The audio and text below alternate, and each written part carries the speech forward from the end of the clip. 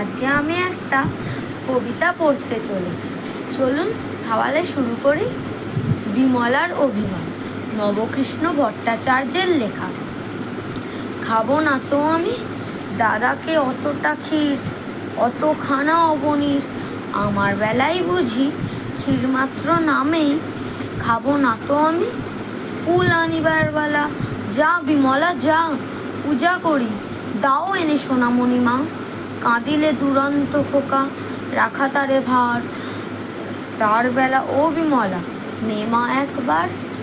ছাগলেতে নোটে গাছ, খেলো যে মুড়িয়ে, জামা একবার ইয়ে দে তোমা তাড়িয়ে।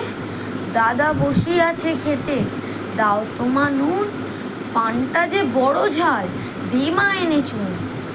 যার যত ফরমাস সব তুমি করো, তাতে তুমি বিমলাটি বাঁচো আর মরো। আরটি আসে যেই আর তার মনে নেই, তার বেলা রাধু মাধু রামি বামি স্বামী। খাবো না তো আমি দাদা বড় বেশি বেশি খাবে দাদা তাই। অবু অবু বেশি খাবে, আহা সেটি ছোট ভাই, দুধারে সোনার চূড়ো, মাঝেতে ছাইয়ের নুড়ো। তাই বুঝি বিমলার কমে গেছে দামি। খাবো না তো আমি। ধন্যবাদ।